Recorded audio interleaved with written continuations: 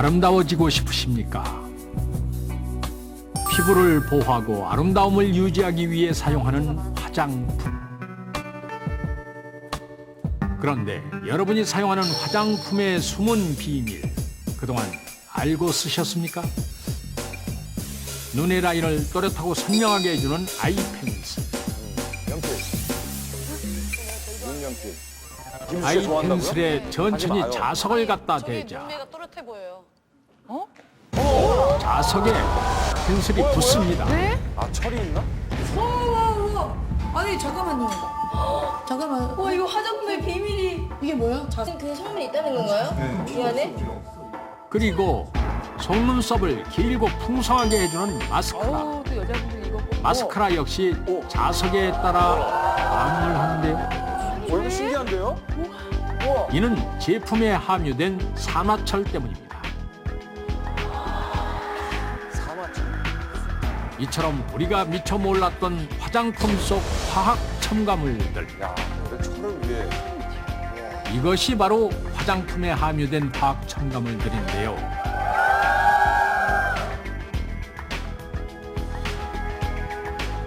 그동안 제대로 알고 쓰셨습니까? 피부에 좋고 좋은 줄 알았는데 진짜 놀라워요. 이런 게 들어간다는 게 진짜 놀랍고 신기하고 요정이죠? 일단 신기한 뒤에 또 무섭고요. 그치. 네. 근데 너무 무서운 건 아직도 이건 성분이 모르죠. 뭐가 들어가 있는지 잘 모른다는 거. 국민 요괴 아닌가? 일단 좀 충격인데 나는. 국내 요정. 스펀지 2.0 알아야 산다. 화장품의 비밀 글쎄, 남자들은 많이 공감이 안 가는 내용이죠. 제1탄 두발 화장품 샴푸. 샴푸. 모발의 건강과 청결을 위해 남녀노소 사용하는 샴푸. 여러분은 샴푸에 대해서 얼마나 알고 계십니까? 비누처럼 쓰면 안 된다? 오, 뉴스에서 많이 나왔으니까. 시중에 판매되는 샴푸의 성분표를 먼저 살펴봅시다. 샴푸의 뒷면을 살펴보니 되게 많구나, 뭐가. 우와. 정체를 알 수 없는 수많은 화학 첨가물. 다른 화장품의 성분표를 살펴봐도 소듐 라우레스 설페이트, 코카미도 프로필 베타인, 24가지? 읽는 것조차 어려운 화학 성분들 뿐입니다. 이거 식품 첨가물하고 다른 세계인데요. 그렇다면 그동안 어떻게 샴푸를 사용하셨습니까? 일반 시민 남녀에게 직접 물어봤습니다. 샴푸를 얼마나 사용하십니까? 일주일에 3번 정도. 네? 일주일에 3번? 샴푸의 양 한 번 꼭 놀러가고 나오는 양 정도 쓰고 있습니다. 그렇죠. 예, 매일매일 감습니다. 그렇죠. 샴푸의 양은요? 있던데.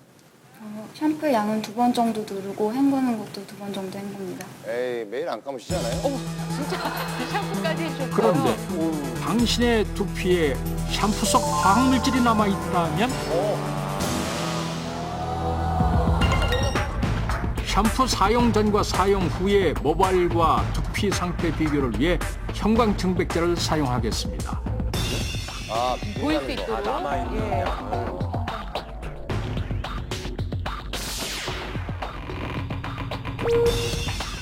샴푸에 임의적으로 형광증백제를 넣은 후 눈에 보이게 잘 해서 섞이도록 저어줍니다. 남아있는 샴푸와 형광증백제가 잘 혼합되면 사실 남자분들 샴푸를 계속 헹구시잖아요. 본인이 원하는 만큼의 양과 방법으로 저기 좀 머리를 감아봅시다. 남성은 1.5g에서 2g 정도의 샴푸를, 여성은 3g에서 4g 정도의 샴푸를 사용했습니다. 여자분들 머리 기면 진짜 그리고 어머. 모발과 두피 구석구석까지 씻은 후 자기 머리가 아니고 불을 끄고 살펴보니 샴푸에 임의로 혼합한 형광증백제가 푸르게 빛나는 것을 알 수 있습니다. 우와. 여성의 긴 머리 역시 푸르게 빛을 발합니다. 무서워. 자 이건 임의로 저희가 그리고 섞어서 다시 볼수 불을 있도록 밝힌 후 머리를 헹궈 보겠습니다. 어떻게 남성, 여성 모두 깨끗한 물에 머리를 한 번 헹군 후 또 헹구겠죠? 아니 원래 맑은 물 나올 때까지 원래 헹구잖아요. 그러니까 안 남을 것 같아요. 물을 바꿔 다시 한 번 샴푸를 씻어냅니다. 깨끗하게 해야지. 저 여자분 감사하다는 말씀 저희가 드려야겠네요. 정도로 그리고 3번, 4번 여러 번에 걸쳐 샴푸를 씻어내는 두 사람. 고개 본인이 만족할 때까지. 맑은 물 나올 때까지. 원하는 만큼 머리를 다 헹구고 나서야 머리 감기가 완료됐습니다. 아, 불을 끄나요? 어떻게 깨끗이 감긴 것 같습니까? 예, 깨끗하게 닦인 것 같습니다. 네, 정말 육안으로 보기에는 아주 깨끗해 보입니다. 뭐 이 정도면 항상 깨끗하지. 그렇다면 이번엔 자외선 형광 램프를 비춰 머리 상태를 살펴보겠습니다. 그런데 깨끗해 보이던 모발과 두피에 형광 램프를 비추자 샴푸에 임의로 혼합한 형광 증백제가 곳곳에 그대로 남아 있습니다. 상당히 깨끗하게 해주네요. 긴 머리 여성의 경우는 어떨까요? 역시 그냥 보기에는 깨끗해 보입니다.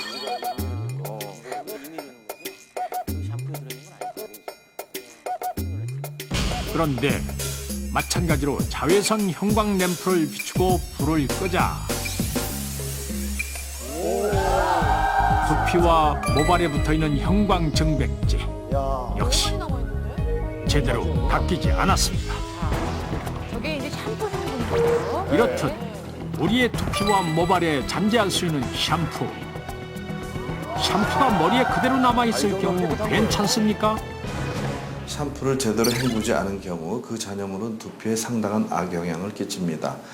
샴푸에는 합성 계면 활성제라는 성분이 포함되어 있는데요. 이 합성 계면 활성제는 두피에 자극을 일으켜서 자극성 피부염을 유발시킵니다. 이 자극성 피부염이 발생이 되면 세균의 침투가 용이해져서 모낭염이 발생이 되고 이 모낭염은 후에 탈모로 이어지게 됩니다. 그렇습니다. 샴푸에 표기된 주의사항만 살펴봐도 충분히 씻어내지 않으면 탈모의 원인이 될 수 있다고 경고하고 있습니다. 이것이 바로 탈모 초기 증세. 이렇게 탈모의 원인이 되는 합성 계면 활성제란 도대체 무엇입니까? 왜 쓰는 거야, 저걸? 샴푸인데.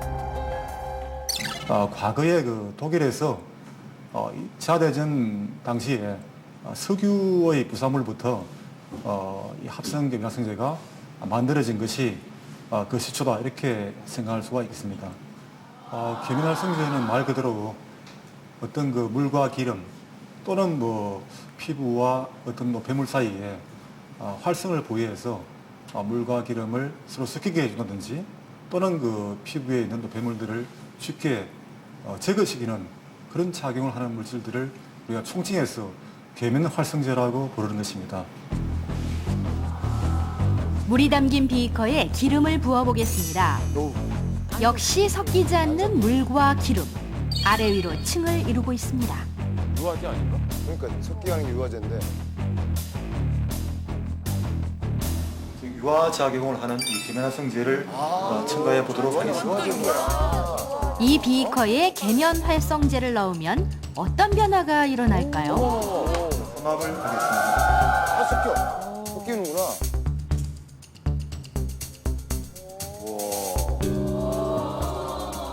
잘 섞어주자 혼합되지 않던 물과 기름이 금세 섞입니다. 이야, 이처럼 유화제 역할을 하는 것이 계면 활성제. 유화제구나.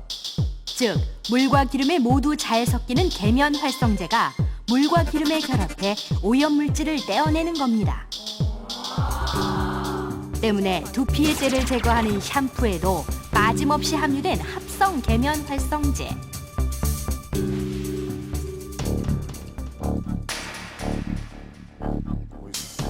성분표에 표기된 소디움 코코 암모 아세테이트, 암모늄 라우레스 설페이트, 암모늄 라우릴 설페이트 등 이 모두가 합성 계면 활성제인 것입니다. 우와. 저 만든 사람 이름이네. 합성 계면 활성제의 종류는 약 2,000여 개. 와.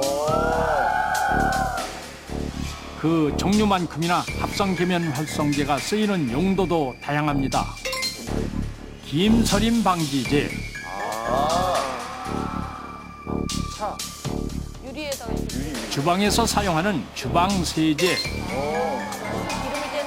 기름때를 떼야 되니까. 하루 3번 모두가 사용하는 치약, 취하게도 있어? 거품 나는 거. 많이 먹었는데? 뿐만 아니라 자동차 부동액, 밥 먹었어. 살충제, 자동차 엔진 오일에도 사용됩니다. 합성 계면 활성제가 다양한 제품에 사용되는 이유는 무엇입니까? 합성 계면활성제는 그 친숙의 이온에 따라서 양이온과 양쪽성, 비이온성, 음이온 계면활성제를 분류할 수 있습니다. 양이온 계면활성제는 그 살균과 소독 효과가 있어서 헤어 린스나 컨디셔닝 제조로 사용되어지고, 그다음 양쪽성 계면활성제는 그 베이비 샴푸나 그 바디 제품에 주로 이용되고요. 자극이 가장 작은 그 비이온 계면활성제는 주로 화장품 용도로 많이 사용되어지고 있습니다. 그리고 음이온 계면활성제는 그 기포력과 세정력이 가장 강하여 헤어 샴푸나 그 주방용 세제, 가루비누에 많이 이용되고 있습니다. 이 음이온 계면활성제는 그 세정력과 기포력이 강한 반면 피부에 대한 그 자극과 독성은 강하다고 볼 수가 있습니다. 우리가 사용하는 시중의 합성 샴푸에는 그렇습니다. 그릇을 닦는 주방 세제, 빨래에 쓰이는 가루비누와 같은 성질의 세정력이 뛰어난 합성 계면 활성제가 함유되어 있는 것입니다. 그렇다면 샴푸, 주방 세제, 가루비누로 양말을 빨아 세정력의 차이를 비교해 보겠습니다. 먼저 본래 빨래하는 데 사용되는 가루비누 20ml로 어유 거품도 잘 나고요. 다음은 같은 양의 주방 세제로, 빨리 잘 빨리나요? 잘 빨리는 것 같은데? 마지막은 샴푸로 샴푸를 동일한 조건 하에 양말을 빨아봤습니다. 그런데 의외로 잘 빨리는 샴푸. 저 머리 감으면 발로. 그렇게 5분여가 지난 후 샴푸로 양말 빨기 완료. 마찬가지로 주방 세제의 양말도 가루비누의 양말도 5분여가 지난 후 모두 빨래를 완료했습니다. 과연 각각의 양말은 어떤 차이를 보일까요? 양말을 잘 말린 후 살펴보니 궁금해. 무슨 차이가 있을까요? 냄새가 달라? 에이. F4가 왜 그래요? 샴푸 역시 주방 세제나 가루비누 못지않게 찌든 때가 상당량 제거됐음을 확인할 수 있었습니다.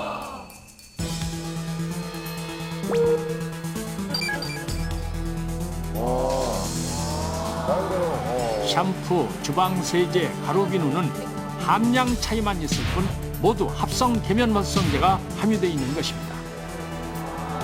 그만큼 세정력이 강하다는 거죠. 그중 합성 계면 활성제의 함량이 제일 적은 것이 바로 샴푸. 100g당 17g 정도의 합성 계면 활성제가 함유되어 있습니다. 그리고 주방 세제에는 100g당 24g 정도의 합성 계면 활성제가, 가루비누에는 33g 정도로 가장 많은 합성 계면 활성제가 함유됩니다.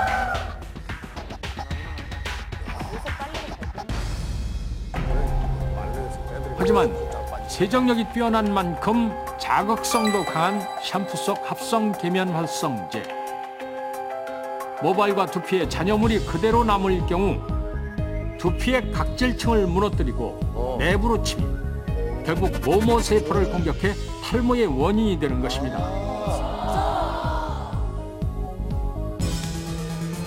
충성하십니까? 당신도 합성 계면 활성제로부터 안전할 수는 없습니다. 아니 이거는 잠시 후 좋아서 그런 거예요. 물고기를 일순간에 마비시켜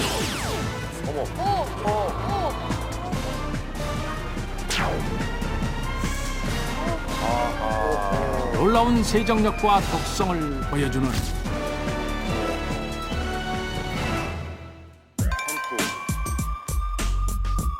합성 계면 활성제의 또 다른 진실이 공개됩니다.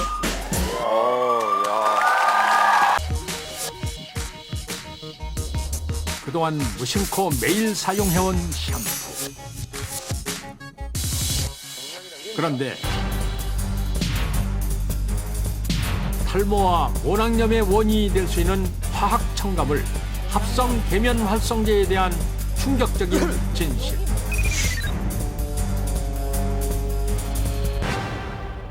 샴푸 성분표에 표기돼 있지만 그동안 당신은 얼마나 알고 있었습니까?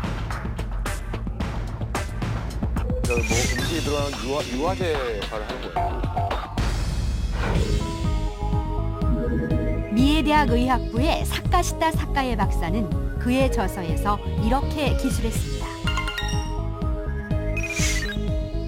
합성 계면 활성제는 유화 용해 작용으로 피부의 지방막을 녹이고 침투할 경우 단백질을 변성시키면 물론 체내에 쌓여 간 기능 장애를 일으킬 수 있다고 경고하고 있습니다. 또 사카시타 사카의 박사는 쥐 실험을 통해 합성 계면 활성제의 위험성을 뒷받침했습니다. 쥐의 털을 제거하고 한쪽에는 합성 계면 활성제가 들어가 있지 않은 천연 샴푸를, 한쪽에는 합성 계면 활성제가 함유된 합성 샴푸를 피부에 바른 후 관찰한 결과입니다. 7일이 지나자 합성 샴푸를 바른 쥐의 등에서 출혈이 일어났으며 10일 후에는 털이 모두 빠지고 진피가 벗겨졌다고 합니다. 반면 10일이 지나도 아무런 변화를 보이지 않는 비누 샴푸 쪽의 쥐. 샴푸 성분표에 표기된 이것은 합성 계면 활성제 소디움 라우릴 설페이트. 너무 어렵네요.